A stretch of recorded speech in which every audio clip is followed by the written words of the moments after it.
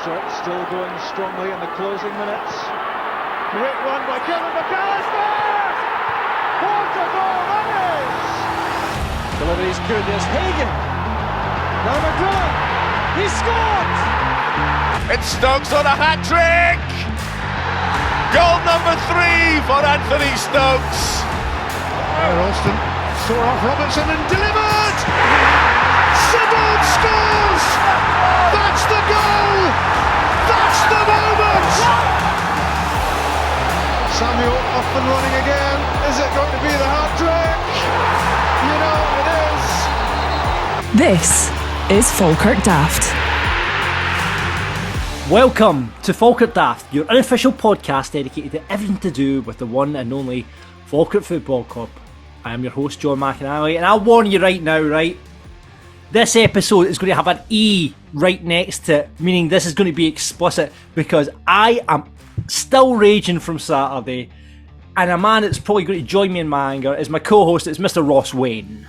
Hi buddy, how you doing? Yes, very much so. God, it was fucking...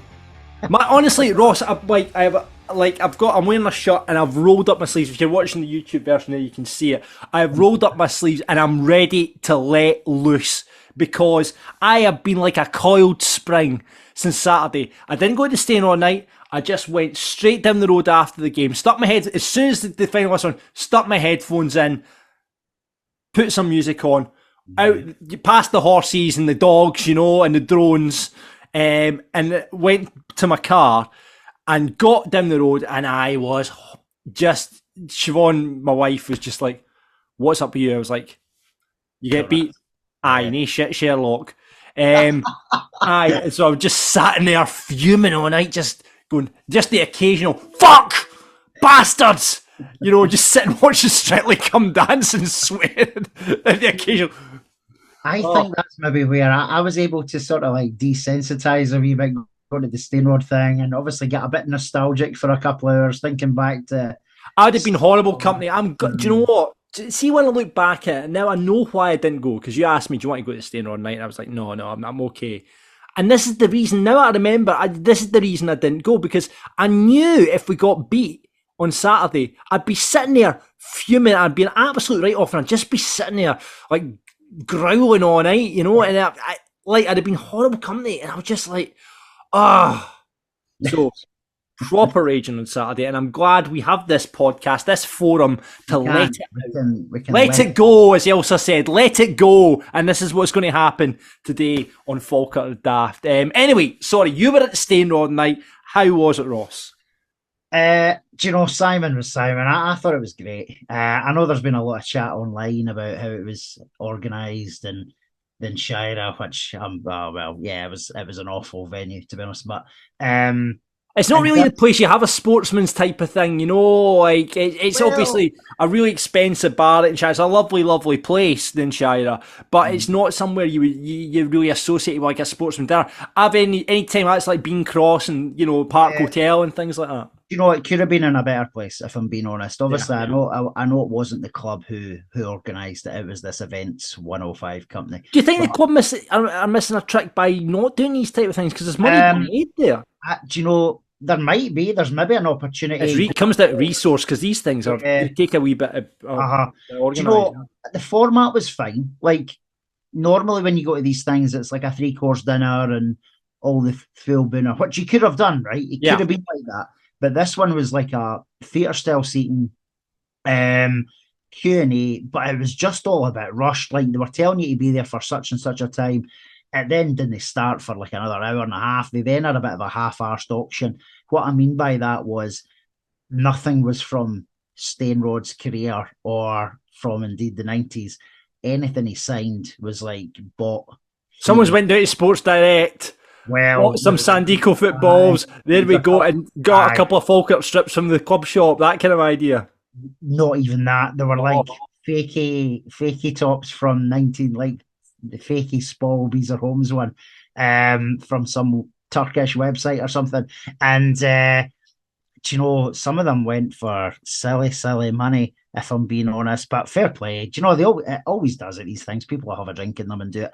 But in terms of the hour and a half or hour and a quarter, whatever Simon spoke, It was as I expected it to be. I thought it was really, really good. You heard loads of his stories. Don't get me wrong, I'd heard some of them before, but you got a bit of an insight into kind of where his head was at with the move to Falkirk. You got a bit of chat out of him about time at Brockville, who he was playing alongside, some of the stories when they were over in Magaluf and stuff like that. So there was some real good stories in there. You can tell. I know there's a lot of chat about Simon and his mercenary ways and all this kind of stuff, but I genuinely think he has a deep sort of affection for the fans and the club, and he genuinely comes across like he loved his time there. I don't think he was just playing to the crowd, because I don't think he would still interact with people on social media like he does if he didn't. But Simon was Simon, loves himself, loves his football.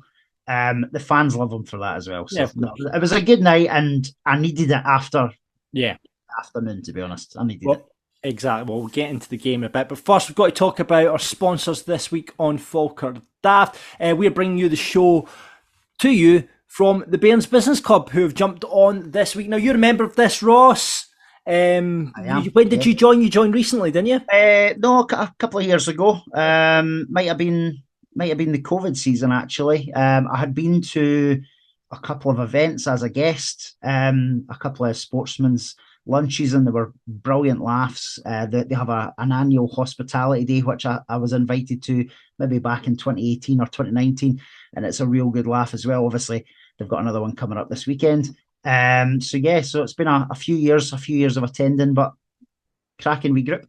Yeah, well, let me tell you a wee bit about them. They were established in 2015, and they offer an opportunity for the business community of Falkirk and the surrounding area to join a growing networking group of like-minded business people, while also supporting the team, obviously, which is great. And their main aims of the business club are to raise the profile and support of Falkirk Football Club in the local business community, to provide opportunities to network with a range of companies, and to promote more working together while supporting each other. So really good values, really good thing to be involved with. Membership has a wide range of benefits for everyone who joins up, including bi-monthly breakfasts with business speakers, hospitality day, and of course, as Ross says, that annual lunch as well.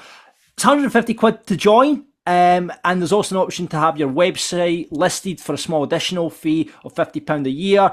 Club is keen to welcome anyone who's interested in being part of a network of like-minded business and individuals. No formality to being a member. Just get in touch with them right now and pop along to one of the mornings. It's laid back. You're going to develop friendships. You're going to, most importantly, develop, if you're a business out there, develop those business links in the community, because we know how important that is. You're saying, Ross, you've met a lot of people through it, haven't you? Yeah, a lot of huge big Bairns fans. Didn't know that they had a local business or a local. It doesn't even need to be a local business. Obviously, it could be a national one as well. It's just a really, really good group, and from a social aspect as well. It's been fantastic over the years, as you mentioned. The hospitality days, the sportsman's lunch that they do every year, is really funny. But the big thing you've just mentioned is it's to try and promote interest in the club as well. So I think it probably has done that over the years. There's maybe a few businesses have got involved that maybe weren't familiar with the football club, who now are a regular attendee at the games or regularly sponsor the club. That's great. Everyone's a winner. Everybody wins out of it. You win for your business. The club wins through your support. If you want to get involved with it, bairnsbusinessclub.org.uk. Bairns Business Club, all one word, .org.uk. You can email Gillian and the team over at Bairns Business Club as well. You can do that. Drop them the line, info@bairnsbusinessclub.org.uk, info@bairnsbusinessclub.org.uk, or give it a call. Easy to do that, 07983 634 307, 07983 634 307. Gillian will sort you out. Tell them Falkirk Draft sent you. We'd love you to get your business involved with Bairns Business Club, and we'll hopefully see you at one of the lunches really, really soon. Right, thanks to the Falkirk Bairns Business Club. Let's talk about a couple of bits of news, Ross. Player of the Month has been awarded, and for the second month in a row, it is Roman Burrell who picks it up. Yeah, well deserved again. There was probably a few people who could have got it for October, because we had a real strong month. Like, I know we'll focus on we did. Yeah, focus on four wins, 1 draw and a loss. Yeah, and do you know that bloody Celtic game? Had we not lost that game in the manner we did, I think everybody would have been absolutely ecstatic with October. Obviously, it did have a black mark against it because of Kelty, though. But yeah, really well deserved. I thought Rumarn's been fantastic. Deserved his start again against Queen of the South, and he put his cell about on Saturday. I know it didn't really kind of come off for us Saturday at all anywhere, but he was one of the brighter sparks to come out, you know. Yeah, I thought, I'll be honest, when you hold my hand up, I know it was fresh in the mind because he just scored 2 goals against Queen of the South, but I think Leon McCann, again, has been our most consistent player right across the season now. And again, we'll get into the game, and I think he's one of the players that comes away with pass marks from Saturday. So I felt sorry for Leon. Because I think he just goes and he's 7 out of 10 pretty much every week. Do you know what I mean? And he does his job really well. But obviously, goals is what everyone votes for, really. So well done, Roman. And again, maybe a player that got pass marks on Saturday as well, but we'll get into that in a bit. Sock sponsors, Ross. Let's talk about sock sponsors. Do you know what? It's the bold Graham Carbis, who's at the club as the commercial executive, following in the lines of the bold Kieran, and everything is there for sponsor, and we need it. You know, we had the directors on. Any money we can bring into the club. So there was a bit of grumbling about sock sponsors, and I saw a few. This is a bit of a brass neck, you know, but. Listen, if it's there and there's someone willing to pay money for it and would get money into the club, get it on. So welcome along, seat service. Yes, indeed. No, listen, as you said there, John, it's we need the money. The directors made that really, really clear when they came on. John mentioned it in the special episode we had last week. Amazing the feedback we got from that. The viewers and listeners to that special with John and Paul was huge as well. But they mentioned it too. They want to try and increase the playing squad, improve the playing squad in January, and they're only going to do that by bringing in money through the turnstile. And obviously Saturday was a huge gate. I can't quite imagine that Edinburgh on Saturday is going to be anywhere near that. But things like this, even if it brings in a couple of grand, it's a couple of grand. Do you know what? You're right. It doesn't matter. I mean, what generally at the end of the day does it really matter? Yeah. It's the socks or the sponsors on the socks. Yep. Great. No bother to me at all. But yeah. Totally agree. Listen, this isn't new. Do you remember when I was in the junior Bairns in the 90s? I remember at different price point, I assume, but I remember as a junior Bairn, you used to be able to sponsor the players' boots laces, not the boots, the boot laces. And I've got like 2 or 3 pairs of laces Do you know what I mean? Somewhere in my house. I think I've got Stephen Cody. Stephen Cody's laces. Wow. I've got a. Oh, who's the? I hope you've got a certificate of authenticity for Stephen Cody's laces. Well, no, I don't think I do. I don't know. But yeah, and God, someone else is a keeper, Gordon McDougall or something like that. It's something random. But do you know? It felt the kids were involved. So see if Graham's listening.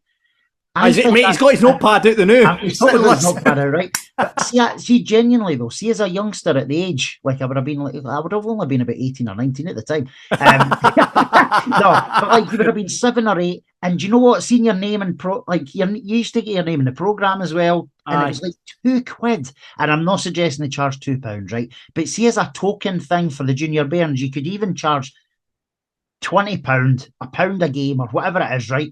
Just to sponsor the players' laces, and you maybe don't even need to get the laces. You could get like a wee certificate that are sponsored Aidan Nesbitt's laces. Do you know what I mean? And for the kids though, that's brilliant because listen, that's a really nice out. Feel involved. So if Graham's listening, you can have that one for free, Graham. One for free. Right, okay. Well, can we put it off a bit longer? In fact, are you ready to go? I think we just need to. Let the volcano erupt then. Let's get into the game. And every week on Falkirk Daft, we like to welcome a guest pundit on to look at the game with us. And this week, let's welcome to Falkirk Daft, Gordon Hall. Thanks very much, guys. Just for having me on. That's all right, not a problem, buddy. Good to have you on, mate. I'm loving the fact, if you've not seen the visual version, Gordon's got a top. He's copying Ross by hanging a top up behind him. What have you got there in the background there, Gordon? Because you're wearing the actual the old checkered square deal Motors top there, and you've got in the background the old Beezer Homes away strip. That's the one. That's the one. 93, I think it was. Yeah. Nice. Beautiful. And Ross, just for the audio listeners, whose top have you got up today? This was from it's Marino Keith's. Marino Keith's? From 1998. There you go. There you go. Listen, Gordon, you're joining us on a good one this week because we're like volcanoes ready to erupt. So before we let the lava flow, just want to say thanks for coming on. Tell us how did you get into Falkirk and what's your kind of Bairn story? So I probably started going to games roughly around 2003, 2004. I grew up in the housing scheme I grew up in, my mates were either Celtic or Rangers fans. My mum and dad not too keen on football as it is, but I think I just pestered them. They weren't keen on me going to Glasgow to watch it. So my granddad is a Falkirk fan.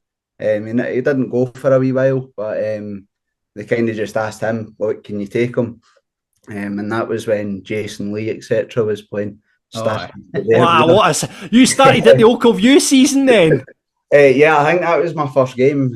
For what I can't really remember it. Obviously, I would have been about 5-year-old then. So from what I remember of Oakville View, not too much. But obviously, I can remember seeing guys like Jason Lee, Danny McBreen playing. Mac and Espy. That was that's one. There's certain players you associate with that season. Mac and Espy was one of them. I can remember that. My mates talking about Henrik Larsson and me talking about Jason Lee. That's how it started, really. But here we are, 18 years or so later, 2 Challenge Cups and 1 promotion to show for it. For the love, not the glory, Gordon. For the love, not the glory. 2 Challenge Cups and 1 promotion. Amazing. A couple of relegations along the way as well. Right, okay. That's interesting bringing you in, Gordon, because you're a younger supporter. Right, so you would have obviously Latapi, you would have seen Latapi, but missed out in Crunchy, you would have missed out in Stainrod. But what great let you pick Latapi though, but who's your other favourite Falkirk player of all time? Oh, you kind of touched on it there. Obviously, I wasn't fortunate enough to see Crunchy or Stainrod play, but I always kind of thought to myself, like, I was talking to Ross the other day there about the Stainrod night, and 200 people turned up to watch him play, and I thought that, turned up to listen to him, on Saturday night, and I thought that's brilliant. But there's nobody really from our generation, apart from Will Vokes, I can think of, that really resembles that type of player. Played for the badge, gave 100%, and I think he still shows a lot of interest in the club. I see him tweeting now and again, and he's been up a few times since he left, which I think he's probably the only player. There hasn't been a player since him anyway that we can relate to. That's really interesting because Vokes was a super. We talk about the Holy Trinity, but Vokes when he was here and what he did, certainly when he moved into that midfield role, and was unbelievable in that championship season. So I know you're right. Obviously you've had. I guess you've seen Darren Barr, Scotty Arfield, and all that lot as well. And Sibs as well. Sibs played for the badge, didn't he? Definitely. Can he fault Sibs? I think what I liked about Vokes was these guys. Guys that you mentioned previously there, they came through the youth academy. Will Vokes was just like a diamond in the mud. Certainly didn't come for the money anyway. I'll tell you that. But no, that's something different. You don't see that every day. The love that he gives back to the club still, I've got a lot of time for that. No, absolutely. Absolute diamond, like you say. Right then, boys. Let's talk about Saturday. I've got my notes. I'm ready to go. Right. Okay. Right. First of all, the highlights of the match. Hats off to Dave Mack for when we run out the team sheets for playing the Muppet Show theme and the Deliverance theme. So we'll start off with that as highlights. The other highlight, Simon Stainrod came onto the park with Sam McGivern, went to the South Stand. What an ovation he got. Brilliant. He did. 7,269 people in the stadium. unbelievable. Well done, every single Bairn that turned up for that. And anyway, hats off to Dunfermline for filling that stand as well. Didn't they? Yep. That's the highlights. Anything else you'd like to add to that? No. I don't know if you've seen it, but Steinrod done a few keepy uppies to the board. That was interesting. Well, I wish he'd fucking pulled on a strip. I'm in McGivern. I wish they'd pulled on a strip on Saturday. I have to say a shout out as well as all the big boys trying to get their picture using their children to try and get selfies to Simon when he went down the front going, Matt Wayne, like one of our mates tried it as well. I was like, he was just humming and hawing about doing it, and then he got, come on Harris, we'll go down. Hi Chris, if you're listening. Come on, we'll go down and get a selfie, and he just missed out. But all the all using the excuse of the kids to get a selfie with Simon, brilliant. So that was the highlights, the attendance, sort of the Muppets theme, and Simon Steinrod. It was a tough day. Do you know? See, up until kickoff though, it was a brilliant day because up until kickoff, it was a brilliant day. Like, Ross, you're right. All week, the build-up had been brilliant. I actually think the club did brilliantly with all the stuff they were putting on social media. The fans were doing their part as well. Gordon, I saw what you'd put on as well. That was great. On Twitter, seeing all the old pictures and videos of Bairn's wins over the years and stuff. I think stuff like that, it just added to everybody. I mean, every single person was up for this until 3 o'clock, and it just all fell apart. What happened, Gordon? I mean, what did you make of the game overall? Because, like, from where I was sitting, that first half, just fucking rotten. It was cagey. There was just two teams feeling them out. You could tell Dunfermline were just here for the draw. I mean, like, we'll hear John McGuinn. They were there for 0-0, pretty much. What did you make of it? Plain and simple. Fans turned up, players didn't. All too familiar. I mean, I don't even know. As you've touched on it already, actually, the first half especially was just terrible to watch. I think we resorted to hoofball right early on in the first half, which wasn't a good sign. The back two, Henderson especially, just looked so nervous to play the game, and it wasn't really a game for your big players to go missing because as you said already, they played for a draw. I've spoke to their fans; they would have took a draw at that. So the momentum was with us, I believe, and we just plain and simple shat it. Yep. Yeah. I mean, you went, like, obviously they went out to beat Queen of the South, so we went with an unchanged team, Ross, right? You wouldn't have made any changes to that side, would you have? You would have. This is interesting. Well, the only reason I'm saying I would have, right, is, and because I moaned about this after the Celtic game, is I don't think we play, and this kills me to say it because we know what we heard from John last week. We know how in depth he is about his preparation and stuff, right? I don't think we set up properly on Saturday. And Fairman clearly came here to unsettle us and not let us settle into the game. You could tell that. I mean, he played five across that midfield. By the way, that boy Chalmers is, like, I have to say, hats off to him. He's a really good player that they've got there. But I just don't think we were to get, like, I don't know what it is. There was everything just seemed wrong on Saturday. Was the mentality of the players was wrong. We lost every battle going on the park. It was just not good. Like as Gordon says, the first half as well was cagey. It was unnervy. I went to the toilet at half time, came back, and wee Lewis Connolly was talking to Kevin O'Hara, who was had his foot in a boot and all this kind of one of his moon boot things. And even Kevin O'Hara was saying, look, they've came here to stifle and see what they can get out of the game, a draw minimum, see if they can snatch it.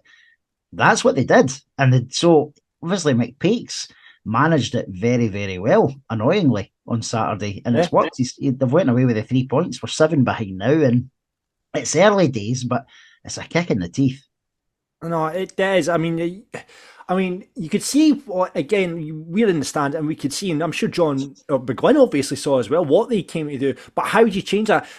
Gordon, I get what you're saying. Obviously, they're playing balls. You could see why they were trying to play balls, because they had that pace of Burrell, who, was a threat. You know, it was a real duel between him and Benedictus. I have to say, a real duel. Benedictus, his experience though, kind of shone through in that. You know, it really did. But you know, it was going one way. It was going one way.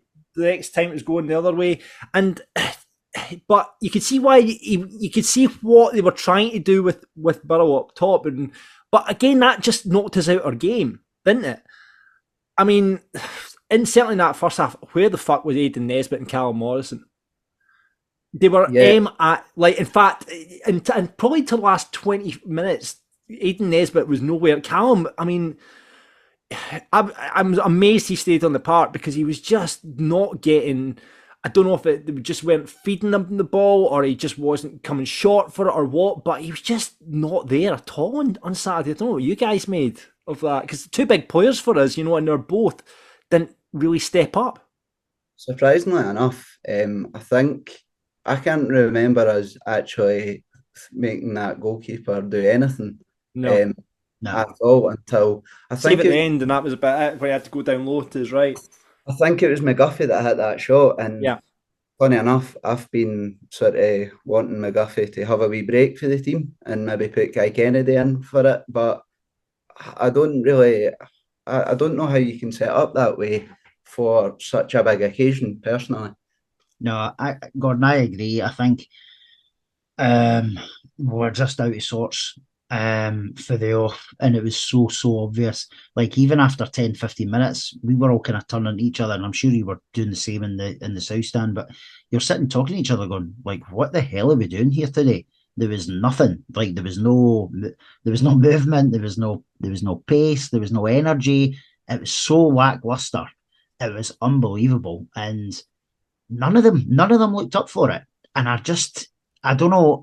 For me, I felt we lost the midfield battle really, really early. Yeah, we did. I don't think it helped. We then took McGinn off. I didn't understand any of the subs on Saturday, if I'm being honest. And I hate to criticise the management team and stuff, but I just didn't understand any of the subs on Saturday at all. Felt like we kind of got conned into playing a style that suited them more than it suited us. Oh, we definitely fell down to their level. That's exactly what they set up to do. It was bring us down to their level, and you know they they are going to, you know, McPake is a fanny, by the way. Like that whole, like when they scored and he's giving it the old ooh, and then at full time as well. Absolute fanny of a boy, but we played to his level. And Dunfermline supporters, you know, they're not playing great football. I mean, shock horror, I got a message from my friend Stephen Mill, who's a Dunfermline supporter, straight after the game. He missed it, thank God, and he's not at work at the moment. He's sitting in the pub in Chicago, a big smile on his face and a pint in his hand. I said, "He's a horrible football team." I says, "We're going to shitfest it all the way to the league." And do you know what? They will, because you can't... you can see from how they set out on Saturday, they're going to be a really hard team to break down, and they're going to break away with goals like they did. You know, I think their aim, we went to their level, but I think their aim would have been to sit deep, hit us on the break, but we just decided to go, right, well, we're just going to play that kind of game with you. You know, it's...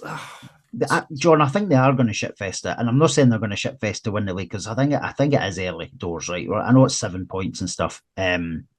If it's still 7 points and they beat us in January, that's maybe a different conversation, but there's a lot of football to be played. They've got a smaller squad than us. I think we will strengthen in January, but we can't afford to keep getting beat every 3-4 weeks and expect to win the league. It's just not going to happen. So we're going to have to tighten it up at some point. You're right, though. They were shite. And that's probably what frustrating even more, because Dunfermline were rank rotten. And I just think if we played anywhere near our normal game that we have in the most played, I think we would have won. If we played the way we played at East End, like on Saturday, we'd have absolutely barred them. We'd have absolutely hammered them. So what's the big difference? You know, the big difference is that James McPake came to play for a draw and absolutely, like you say, shit-fest it. Absolutely. It's one of the ones, sorry, that if the shoe was on the other foot and we came away with a 1-0 win, we wouldn't be sat here talking about how bad the performance was. No. So, and it's that way for them. They won't care how they play, because at the end of the day, they're getting 3 points on the board, and that's all that matters. They just want out this league like us, but they're going about it in a League One way. They're going to. That's it. They're going about it in a League One way. We're trying to play like, and sometimes I guess you've just got to do that. And we saw that against Kelty, maybe in the last half hour. We saw that against Dunfermline as well. Talked about Gordon. You mentioned Liam Henderson looked really, really shaky. He just has one or two of these games where 1 week he'll be Virgil van Dijk and next week he'll be Virgil the wrestler. Sorry, old school 80s wrestling reference there. I don't know where I pulled that. I went right over my head as well, to be honest. Right, sorry. There will be a certain niche of people listening to this podcast that will get that reference. But he just shaky. I mean, Cole Donaldson, I think, looked quite assured as ever. But Liam, well, Ross, you're disagreeing, shaking your head at that. Nah. Not many with a pass mark for Saturday for me, John. I don't know if Gordon will agree or disagree, but Burrow maybe got pass marks. Leon McCann again was okay. What the fuck the keeper was doing at the goal? The full defence was. Well, let's talk about the goal. Let's talk about. Let's talk about the goal. I mean, go for it, Ross.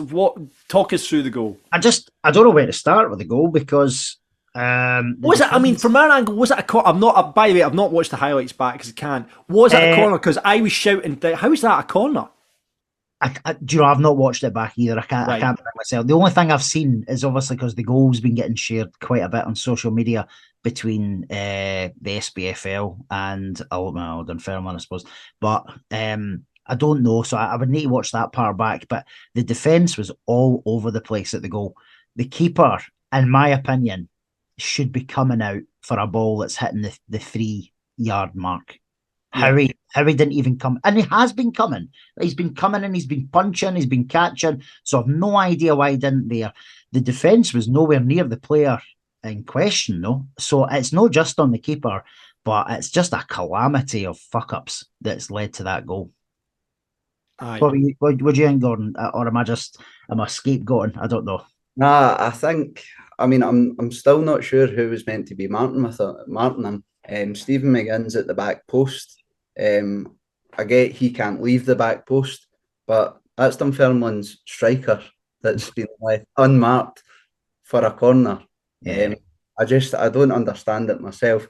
Is it this zonal marking? I hate zonal marking. I just pick a man. Put the best headers of the ball on the big men. You certainly put a defender on the fucking striker that's sitting in the box. But zonal marking, it's like there's too many questions. Oh, is he coming into my zone? Is that, there's too many questions over zonal marking. Pick a man and match up. That's simple at corners, isn't it? It's just, and we've been terrible at defending. From day dot, that friendly against Kilmarnock to open the stand, you could tell right then our defending, and it's gradually got a bit better, but we're losing too many goals from set pieces. Yeah. Pure and simple. Yeah. And God, it was, like you say, Ross, it was fucking calamity after calamity for that goal. And yeah, I agreed. Nicky should have probably taken it. Good save, obviously, in the last kind of 5 minutes of the game as well when we were pushing up. Yeah, no, he wasn't. He was by far the worst on the part. Dunfermline didn't have a lot of chances though, so he saved one and didn't come for the other one. But I don't know if it was you or Gordon that said it earlier on. Mehmet isn't the best keeper in the world. Like, we didn't even test the boy on Saturday. No, nothing at all. We had a couple of chances, probably our best chance. There was a couple of chances, right? First half, Kai Kennedy going down the left, Burrow was going through the middle, and all he needed to do, that one, just slip Burrow in, and he's dithered, and then just it's come to nothing. But you just think, you're just shouting, slip him in, because Burrow was going through the middle, and you think, Liam Henderson, couple of headers as well. One really good header. Which was our best chance probably, but it was just chances were few and far between for a team that we've been creating chances. I'm just looking at the stats in front of me here: 7 shots, but we had 9 shots, 1 shot on target, 11 corners, 59% possession. And like, we wasted the 60%, almost 60% possession because decision making, which we've moaned about quite a bit this season, was really poor. Interesting you said about Kennedy. That was one, actually, a comment I just remembered that Kevin O'Hara said in the brief couple of minutes I was speaking to him. They were talking about Kennedy. He was obviously with Dunfermline. Yeah. And what he said to me was they knew how to play him out the game, and that's what they did. Yeah. Yeah, never got laid a glove at all. Subs, obviously Kennedy was one of the subs that went off. Him and Yeats were the first kind of two to go off. Ross, you were saying you had some question marks over the subs. Didn't agree with any of them, to be honest. I agree that Yeats and Kennedy should have come off. Any of them could have come off. In fact, it was Oliver and McGuffey going on. Oh, I've no... Yeah, we ended up with such a weird midfield, and then we played Brad Mackay up front at the end, man. Well, that's what I didn't get either. We've got attack-minded players still on the bench, and we shove Mackay up front. Now, see, unless Brad Mackay does something amazing in training that we don't see, why? Like, other than being tall, why would you shove him up front? Yeah. Bonkers, absolutely bonkers. So no, I disagreed with all the subs, and I've no idea whether John and Paul are going to be listening to this after last week. But it's okay, they don't do social media. They told us that. Well, I hope not, but he's got my bloody number, so I'll end up getting a phone call. But it's honestly, it was so strange, and we ended up with a midfield that was so bad last season, finishing that game almost, and it was just unreal, absolutely unreal. Gordon, what do you make of the subs? The Oliver one, really, I didn't get. I mean, the thing with Oliver is, my only thought of bringing him on is he's got a good record against Dunfermline. That was my only thought, but we never played a style that sort of suited him, or any of the players for that matter. That was the only one that sort of stood out. I mean, I heard a lot of people round about me shouting about bringing Ola on. I don't think that would have been the game for him. I think the Dunfermline players were maybe too strong and physical for him. So it is a tricky one. I get the frustration with it, but at the same time, I knew McGuffey was going to go on. Whatever you make of that, I don't know. But it was treacherous. I'm getting flustered just talking about this. I actually think it was a game for, and I'll maybe get chastised for this, but I actually think it was a game for like Hetherington to have played in the middle of the park. Him and McGinn might have been really tight. I think we could have been doing with Allegria on as well far earlier than he was. We had no physical presence. Well, we should have done, but we didn't.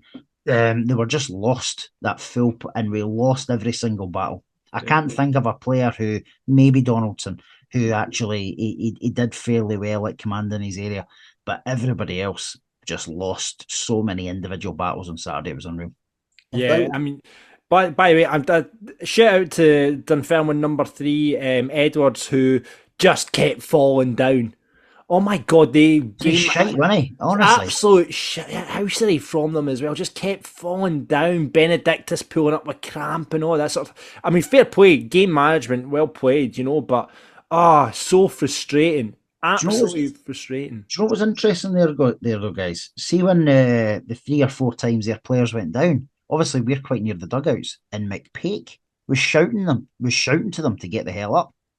So it was obviously not a tactic from him. It was obviously them thinking this is what we need to be doing here. I don't know whether McPake was thinking, this is just going to add injury time on at the end, maybe. But fair play to him. He was telling them to get the hell up the 3 or 4 times that they fell, Aye, fair enough. But just horrible. It's just, I just want to move on with my life now. I really feels quite depressed. I feel actually. I know it's really it's real to the wound, doesn't it? Oh my God! Steve McGinn got subbed off. Didn't have his best game in a Falkirk jersey. That's a bit of an understatement. But he, he said in his interview, they got the game they wanted in the second half. They got it in the first half as well. And he said in his interview, you've got to find ways to win games when we aren't on our game. You know, and that's maybe something that Dunfermline have got. You know, because you look at Kelty, you look at, you know, of the 2 games against Kelty, dropping points from Montrose, when we're not on our game and we're not at it with that fast passing, you know, breaks, you know, starting at 100 miles per hour, we've got to find another way to win. We do, but we didn't even start like that on Saturday though. So like that would have been our normal game. But we didn't even start. Like, I think it was Al who sits beside us. He said, like, where was the start we had against Alloa or the other start against Queen of the, like, where were these guys? What were they doing? It was, were the players told to not go out, or were we completely blindsided by Dunfermline's formation? I don't know. Genuinely, I don't know. I think if you're going to play the hoofball tactic, then you have to have 2 strikers on the pitch, because Burrow can't do it all. Needed help. There was a few times balls were getting played out to the wing, and it was him that was getting them with nobody in the middle. You know, and that's where, as you said earlier, you should have had Allegria on just a wee bit earlier. Yeah. Anybody want to talk about the referee, Alan Newlands? Oh, I think he's the only guy that had a worse performance than the players. The son of Robotham, I thought, by the look at him. Yeah. But do you know? But do you know what? And this is a start. There wasn't one free kick in that first half given away. I don't think there was. I might be wrong, Ross, but I think I turned to you at half time and said, there's not been one free kick in that match. And that maybe shows the level of intensity. There should be an intensity there, right? Now, I'm not saying foul, you know, it's a derby match, but there should be a level of intensity where you're going in and you're giving away free kicks, and maybe that's what was missing, is that intensity. Because if you're not giving away free kicks, right, and you don't want to obviously give away free kicks, but you know what I mean by that? You need a bit more intensity, I think, in these matches. There was no intensity though, and we got bullied so much in the middle of that park, and it was like they all reverted to being like munchkins or dwarfs or something. We just looked so physically worse off than them, and that's unacceptable for a home game against Dunfermline. The crowd, as Gordon said earlier, the crowd were massively up for this game. You got the impression for John and Paul during the week that they were all up for the game and the players were up for the game. Christ knows what happened come 3 o'clock on Saturday. Honestly, I can't even. I hope John does. I hope John knows what went wrong. And I heard the players went in hospitality after the game because they were in with John and Paul till nearly 6 o'clock on Saturday night. That was the chat when we got to the Stainrod thing. So they've obviously talked about it, and I'm sure, as John said last week, he was probably watched it about 4 or 5 times before he even saw the players again come Monday. But I don't know where it went wrong. Well, let's hear from the manager right now. Here's John McGowan. John, losing a derby match is always a sore one. Talk us through what went wrong today. One thing. We didn't defend a set play. You know, one thing. We didn't defend our box. They defended their box. They scored a goal. And the worst we should be getting is 0-0. We're not starting a game looking for 0-0. They've came for 0-0.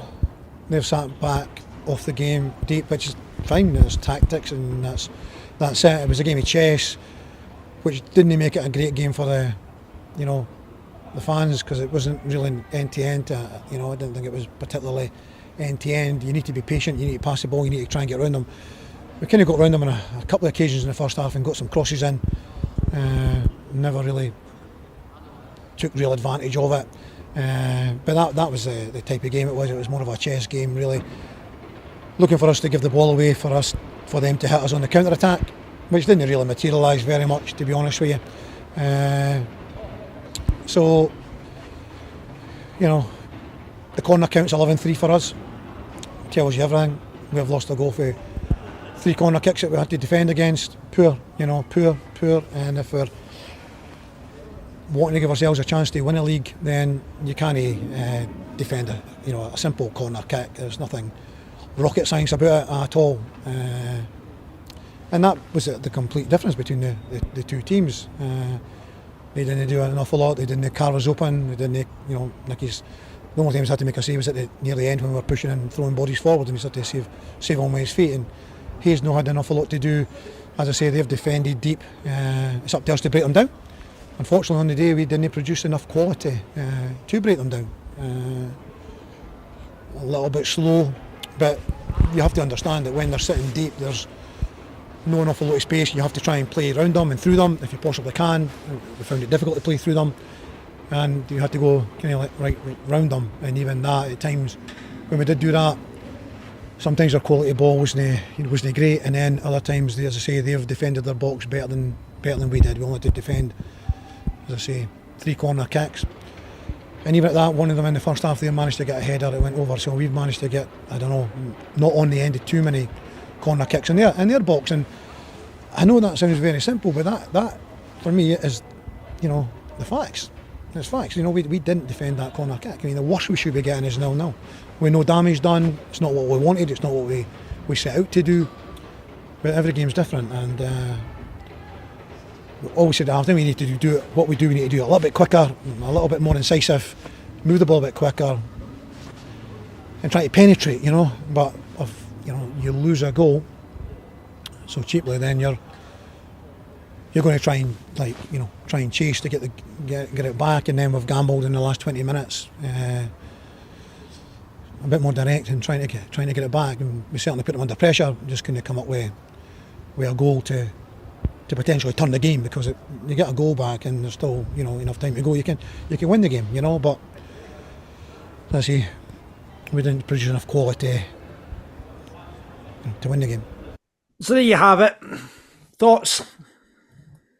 I'm glad that he was angry. I'm glad that you could see that he was angry. I think his voice, certainly, you could tell he didn't want to be there answering those questions.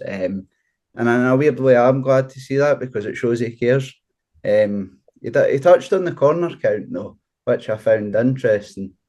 I know the game isn't won on corners, but that alone just shows you. I think he said it was 11-3 on corners. Yeah. It shows you we didn't take any chances at all. Simple as that. And like he says, one set piece done it for us. Do you agree with that, Ross? He said one thing went wrong. I don't know if it's one thing. I think. No, I don't think it is. Do you know the one thing that went wrong?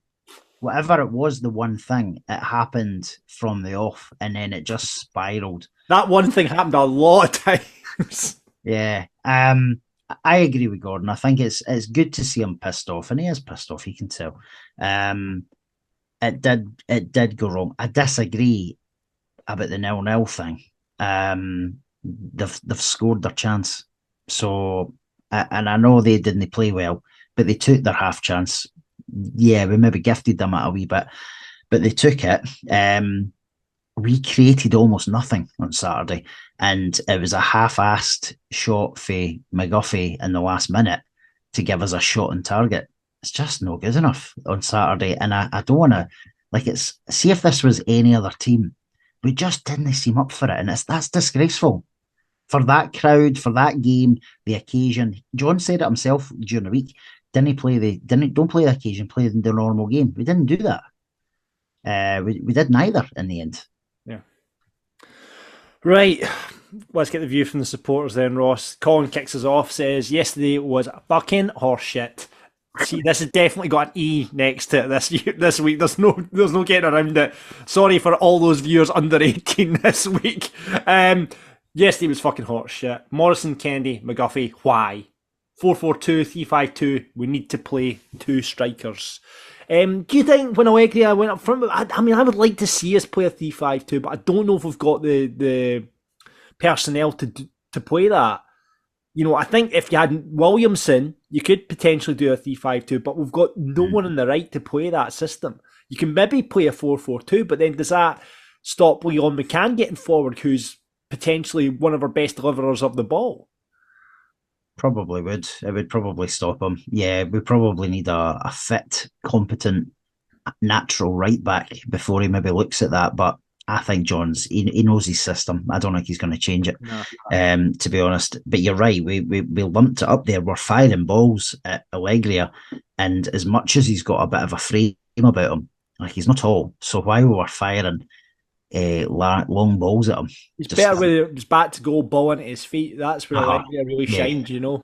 And had we done that, you could almost understand it and try and bring others into play. But we just lumped up the park, hoping for Burrow to flick it on and Allegra to run onto it, and I think it worked once.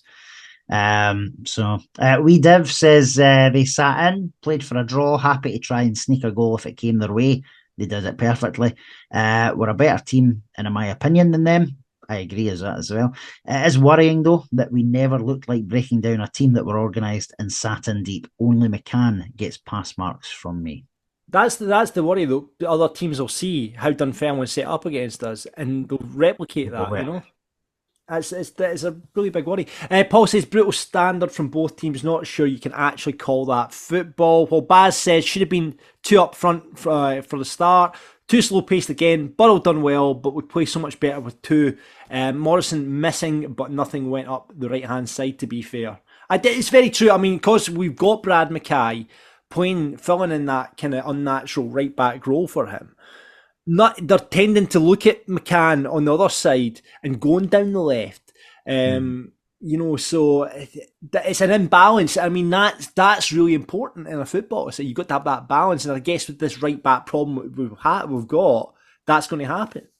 I still prefer even Yeats at right back. I know it's good having him in the midfield, but you've got midfielders on the bench there who could come in and play that role. And I would just, I'm not a big fan of Brad Mackay, to be honest. Anyway. Yeah, but he does offer something. The one thing you would say Brad Mackay does offer, he's a good header of the ball. He does offer some set pieces, you know. But yeah, it's just it balances the side, and I don't know. The only solution is to try and get to January and get another right back in, you know. And but we spoke to John last week, and he says that's going to be a really difficult thing to do, especially in the market we're in and are playing in about at the moment. Yeah, no, absolutely. Injay says disappointing yet again. Zero creativity. Highlight of the game for me was the Pars fans chanting "Jesus, show us your tits" to a guy at the end of the stand. I must have missed that. I didn't see this. You the man says ask the fans to turn up. We did. The team didn't. We were boring. They weren't much better. No pass marks for anyone. Quite simply, the game was shite. Yeah, pretty much. Craig says, got what we deserved. So negative from the start. Only McCann and Burrow were up for the battle. They play horrible football, but it's effective. Even more so when you leave the number 9 completely unmarked at a corner. Pathetic. Should have played Simon and Sammy up front. In their days, they would have ripped them apart. And he's right as well. They would have done. They would have. Grant didn't know how to break down a team that parked the bus and tried to hit us on the break. Neither team created anything decent, but they have all season been grinding out results, and it shows, especially as their manager is an ex-defender. Yep, totally agree. Maybe that's what we're missing. We've not got a defensive maybe. Do you think we're missing that little snarler in midfield, that Paddy Craig type player who just is about everyone? Neil Scally, of course, as well, was a fantastic example of that type of player as well, Ross. Yeah. But do you think do you think we need someone like that? Because we've got some bit, you know, McGinn, great midfielder, Rolls Royce, probably the best midfielder in the division, great picking a pass. Hetherington, probably in a kind of similar vein to that. He's got a bit more about him. But we've not got really that little fucking, you know, pit bull. Do you know what I mean by that? Yeah. That little snarling dog that's just going to go. I was thinking about this. And really bad impression of a dog there. Sorry. It was a really poor impression. I don't know what Gordon will make of this, but my thought, I was thinking about this between now and the weekend there, is see to let McGinn do what McGinn does best. I think you're right. We needed that like annoying wee shite player in beside him. And I actually think McGlynn could have done something that Man U do with their boy Fred. Now I don't watch a lot of Man U, but I'll hear a lot of Man U fans saying, "Oh, Fred's this, Fred's that." But see when they put him in a game to just be like that annoying wee shite, and he lets others play their game. I actually think we could have done with Hetherington on Saturday for the start. Try and be that a wee annoying guy, maybe even picking up on it not an early booking, but a wee booking to just let him know he's there, and that would maybe have let McGinn get a bit more time in the ball, because as soon as you mark McGinn out of the way, we are then scuppered, and that was evident again on Saturday. Yeah, and like, it doesn't help that Nesbitt was just nowhere to be seen. Like, until the last 20 minutes when he kind of dropped right back deep, like, he was nowhere, he was hardly on the ball, he wasn't, and I've been a big fan of Aiden in the last couple of weeks. I think he's really stepped up, No, listen, I think between him and Morrison, Forth Valley Police were probably going to put a missing persons post out on Facebook for the pair of them during the game. Like, it was that bad. They were nowhere, absolutely nowhere. Yeah. Bill says Henderson looks terrified of the ball every time it comes near him. I worry we'll concede from an error by him. Mackay at right back affects our style of play so much. Not his fault, but he's not a fullback, and it blunts our attack on that side. Also, get the long throws in the bin. I actually agree with him on that. Like, they were honking, but we insisted this was our tactic. The boy can't even throw that long. Like, he got it to the edge of the box, and we didn't even then put our tall person to try and flick it on. Do you know what I mean? Yeah. I agree with that. You were holding up play as well to let Mackay come to take the throw in, and it made no sense. It made no sense at all. But and see if they were more eagle-eyed in terms of the linesman and ref as well. He foul throwed at least 3/4 of them because his feet were well over the line at every single one of them. And I know that's just me being pedantic, because I'd be shouting about it if it was Dunfermline.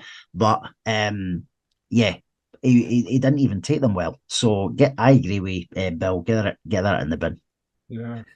Let's finish off. Jim says 2 diabolical teams. They didn't deserve 700, let alone 7,000. Angela says disappointed, yes. Said at half-time they were playing for the draw. Thought we might have made a couple of changes, not naming who I thought should have been subbed, but every time they got the ball, they did too long on who to pass to. On to the next game. I will be there. Well said. We'll all be there, of course, Angela. We will. Yeah, it's been a hard one to take. I have to say, it's been the hardest podcast to do, because it has been a hard one to take. I came back on Saturday, absolutely. For me, on Saturday, the league was done. 7 points. We've got to play them twice, right? But I can see us dropping more points. I haven't seen Dunfermline now a couple of times, and having, other supporters we've spoke to on this podcast, other supporters I've spoke to just who are mates, who are League One supporters. I find it really hard to find those games at Dunfermline who drop those points, especially when they're at East End and playing that way. Ross, I don't want to throw in. I'm not, but I'm finding it really hard at the moment. And maybe come next Saturday, we go out there and we put in an amazing performance. My tune will change, but I'm just finding it so hard at the moment. Aye. To see beyond that, the way that Dunfermline are doing it, and the slip ups we have are inconsistency. No, listen, consistently fucking shit-festing it all fucking season. Grinding draws when they should be, getting beat or what have you, and they just are grinding. And it goes back to what who said James McPake being a former defender and that style of play. Come on, talk me off the ledge, Ross. I think. Well, listen, I don't think the league's done. I don't think we can say it's November the 7th, right? I don't think we can say the league's done, but I'll go back to what I said about 20 minutes ago. We can't afford to keep losing a game every 3 or 4 weeks, because you're not going to win the league like that. No. And it might even hamper your playoffs doing that as well, right? They currently are finding a way to win, which we need to find that as well. I think there's long enough in the season left for that to happen, but we need to nip this in the bud in terms of the silly dropped points. Saturday wasn't a silly dropped points because it was a huge game and it could have went either way, and it went their way. Just as in January, it might go our way. But it's, for me, the frustration with Saturday is we weren't up for it. And that's what pissed me off more than anything. The fans were up for it. Every single person there, even in their end, everybody was up for that. And it's just unacceptable that level of performance was put in. But no, I don't think the league's done. But we do need to wise up a bit. Yeah. Any final thoughts, Gordon? Yeah, I'm kind of with Ross on that one. I'm not at the point where I'm hitting the crisis button just yet. We have had strong performances this year already. It is only November, but we have still played Dunfermline twice, and I think we just need to take it a game at a time. Sorry, we can't control what Dunfermline can do. I'm sure they will have their own hiccup. You know, it might not be the now, but they will. They will. But we can only concentrate on what we can do, and we just need to keep that mentality going forward. Well, you're convincing me, guys, and maybe come Saturday I'll be a bit more convinced if we beat Edinburgh. Well, you will, because you'll be in hospitality drunk, so... Well, there is that as well. There is that as well. Listen, Gordon, got to say thanks very much for coming on the podcast. Really appreciate your input today, and loving the checkered top. It's a classic. It's a classic. Gordon, see, just before you go, see when people knew you were going to be on, we had a couple of messages for We Think Your Pals, and they asked for your thoughts on your short-lived Falkirk TV career. Have you got any comment to make on that? I think I know the culprits for that. How short was your short-lived Falkirk TV career? Depends really. Commentary was about 2 games, I think. Right. Remember one of them, I kept calling Leigh Longbridge, and I think that was the first half. That was the first half, and Gordon Prophet was texting Lewis Conley about it, and I'm going, "Oh, here we go." Getting feedback halfway through the first half. But what I would say, to quote Gary Holt, I'm sure you were good at your job when you first started as well. Yeah, Gary Holt certainly wasn't he anyway. He was shite all the way through his career. Right, but listen, thanks very much for coming on, Gordon. If you want to be a guest pundit just like Gordon, it's really easy to do that. Drop us a DM on Twitter, Facebook, or drop us an email, falkirkdaftpod@gmail.com. This is Falkirk Daft. Right, Ross, we didn't get a chance to do the big question last week, but we were continuing the same big question from a couple of weeks ago. We're talking about the best bit of banter, the funniest shout you've heard, and we do need a laugh after Saturday. So we'll keep these going. So thanks very much for all your contributions to this on the big question. Brian says, fans banter at games. I remember a game at Starts Park during the Latapy era. Wraith Rovers goalkeeper, can't remember his name. He was quite overweight, was standing around the penalty spot, the game at the time being played up the other end of the park. One of our fans with a booming voice shouted at the top of his voice, "Hey keeper, can you move your arse please? We're trying to see the fucking game." The whole place erupted with laughter. The keeper went on to make a really good, crucial save from a Latapy shot. He then turned to our fans with a big smile on his face as he rubbed his hands over his larger stomach, as if to say, "Aye, I might be a fat bastard, but get right round you." The match finished 2-2. Do you know, annoyingly, do you remember Chris Boyd, who obviously used to get it tight? Oh, God, aye. Remember he scored for Rangers? It might have been the season we got relegated, and he turned to everybody in the South Stand, literally just lifted his shirt to show off his belly, and you're like, "Oh, you're a shite, aren't you?" I know. This is the thing. I never do any chance which is personal at a player. Tommy Johnston, Scottish Cup said, "What a waste of money! What a waste!" And then he scored. Gillian, she says, once at Brockville, I was standing beside a blind man whose pal used to describe what was happening. The game went to penalties, and the blind man says, "It's too much, I can't watch." She was howling. That's class. Michael, the guy beside me, shouted to Gordon Strachan and asking if you get the tracksuit he was wearing in adult sizes. And James says, Falkirk because Banks got a throw in. Player comes over to take it. My mate leaned over the hoarding and said, "Hey, number 4, you're fucking pish." Guy turns around and replies, "And you're a fucking prick." My mate was absolutely stunned because he got a reply. See when, like you say, Boyd and all that, they bite back. I remember, I think I was stood beside you, and like I remember like who's it? Ivanisevic for who was the big centre half? Gordon Petrich that used to play for Dundee United. And he came over to take a throw in, and everyone, like, you're just waiting, you're slagging him off and sitting calling us, like, making the breast sign as if to call us tits. You know?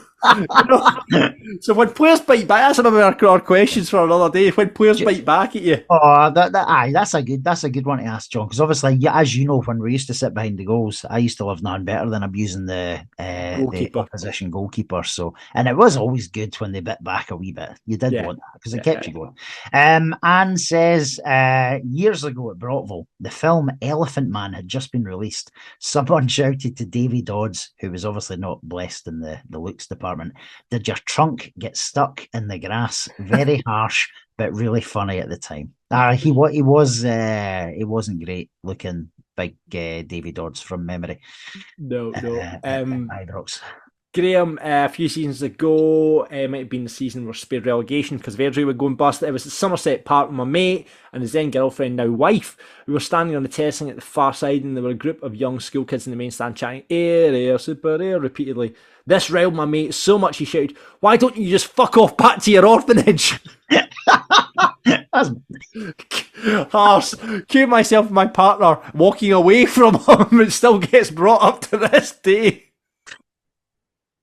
You know, that's so random, isn't it? Like, you would never think of shouting that to kids.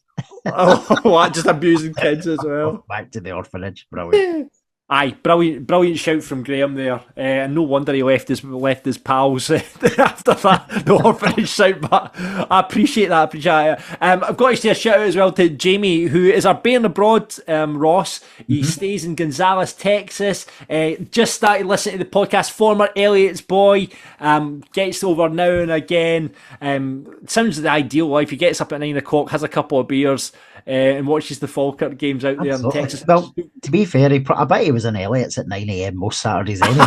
Probably, boy. But that's one to add to the Bears Abroad. So Jamie did send us something through for a shout out that he heard the game, but it was from Brian. So we're going to have to ban that because I've just read it, Ross, and I don't think we can repeat that on the podcast in 2022, Jamie. I don't know if we can say that even on this podcast, even though we're calling this episode explicit. No, but we can't have that, unfortunately, Jamie. We need to play safe, but fair play. If you can send back something else, Jamie, we'll give you a shout out next week. Listen, we'll have something else in the big question next week. Thanks for everyone for getting in touch. And more big question responses next week. This is Falkirk Daft. Right, it's on to the next one. We go again, Ross. We go again. And it's Edinburgh. It's another a team that when we played them at Edinburgh, thinking these guys are rotten. We outplayed them that day. Obviously, you missed the third goal, Ross, but I don't want to bring that up again. But we outplayed them when we played them out there. But they have come from nowhere and now are sitting above us in the league. Yeah, they've done really well. To be fair, it's a tough one to pinpoint. I don't really know because obviously, as you said, when we played them, it was really comfortable, and they have had a few spankings off other teams as well. Obviously, Dunfermline's beat them comfortably. Queen of the South, as you said, I've got their number. I think they've beat them twice now. That's them 3-0 there. Yeah, quite heavily. Should it be a win? Yes, it should. Will it be a win?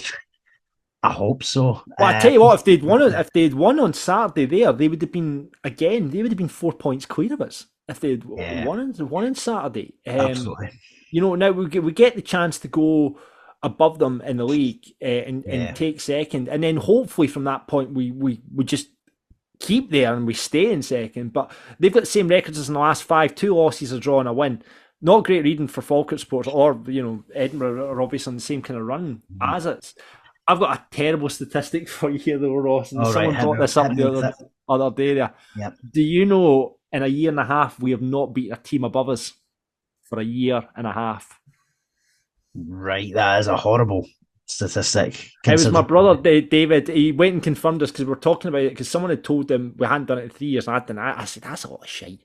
Were they not above us when we beat them in August? No, we were above them. Oh, right. We were above them. But that is a horrible, horrible statistic. Yeah, that is a honking statistic, considering we now have to win on Saturday. Oh, absolutely. And we do have to win. Like, had we won on Saturday, I probably would still be saying we have to win on Saturday anyway, right? Uh-huh. But even more so after that shit show, we need to win. I don't even care if it's a 1-0 scrappy win. Honestly, I know I was quite blasé last week when the Pars fan was on saying, "Oh, really confident 4-0 Super Saturday." that was a bad call. So any win will do is my mantra for Saturday, John. And as been mentioned earlier, you and I will be in hospitality. Bon sandwiches all round, everyone. Yeah. We're it's the hospitality day for the Bairns Business Club, as we mentioned. So Falkirk Daft are represented with we'll be the noisy table of reprobates amongst. We can't behave ourselves, Ross. We better behave no, all right, okay, that's fine. That's fine. No, we will for because obviously the Bairns Business Club are sponsoring tonight's episode, so we will be on our best. Absolutely. Ali, who we spoke to earlier in the season, he couldn't make it on this week, but it's interesting. The statement was released by Edinburgh, and fair play. And this, I applaud clubs that come out and do this. The Edinburgh released a statement talking about Meadowbank, they're making changes there to the stand areas behind the goals to bring. They're getting rid of the barrier, impeding the view. They're making changes in the stadium because they've listened to the supporters and certainly listened to the away supporters. Because when we went there at the start of the season, it was horrendous. We obviously had a right good moan about it on this podcast. Yeah. And Ali, who we had on, was embarrassed about it himself. He was. They've talked about the club name and how it's FC Edinburgh. There was no discussion. Ali was, and the board have addressed that now. They said they're now just called Edinburgh. Edinburgh, yeah. Right, they've indicated this preference to the SPFL as well. And then they've changed their ticket prices as well to suit the venue and obviously the cost of living. They've basically reduced ticket prices for all supporters going in there. So hats off to Edinburgh from that respect. In fact, they've addressed the situations, and it's good to see clubs listen to their supporters.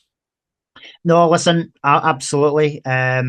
They should have done it before they made all these changes, to be honest. But going to the ticket situation, I liked the wee pun that they had in there as well about the flat fee of £12, because obviously you are in a flat standing area. So I like that. But yeah, listen, £12 for League One football is what we're going to pay when we go there in January. Hopefully the weather's kind, because obviously there's no any cover. But can't beat £12. That's definitely the cheapest we're going to pay all season as an adult going through to a football game. So no, fair play to them for that. Yeah, player that's on fire for them is someone we're going to have to look out for, and I'd like to get their take on it. The guy John Robertson, who's playing up front for them, 9 goals in 17 games for Edinburgh this season, which is good. Decent return, yep. Decent return. They've got another striker there, Danny Handling, who's 18 appearances and 8 goals this season. And your man Uzi C as well. He seems to have started quite, 4 goals for him, 2 assists. So there's some, they've got some good players there. And we all know about the ex-Bairns player. Robbie Much seems to have been come into his own at Edinburgh as a goalkeeper. Certainly heard a lot of people talking him up, and they've signed James Craigan as well since we last played them. They have. So James, I'm sure, will be looking to kind of, I don't know, he didn't leave on bad terms, but I'm sure he'll want to come and make a name for himself there as well. Again, Robbie obviously got a bit of stick at the last game from a section of the crowd through Edinburgh. I'm sure he'll be trying like a bear to not lose a goal. So we need to be making sure that when we are in a position in front of goal that we're taking it, because he'll be trying like a bear. No. So anyone will do, John. I'll stick by that. That's my mantra. And until the beer flows in hospitality on Saturday, I'm going to stick with that prediction of 1-0. Anyone will do. 1-0, anyone. The good news, I bumped into one of their players, Callum Tapping, who lives in this area. I bumped into him in the station and I was chatting away to him. He's mutual friends. I was chatting away just about, obviously played them at the start of the season. He said, and we were the best footballing side that in that league that they had played against and come up against. Hopefully we find that football again on Saturday, because it certainly wasn't there on Saturday there. Hopefully we find that football again. But I like you say, Ross, at this point and after Saturday, I'll just go to take 1-0 up the road. just let's get the result that we all want and need.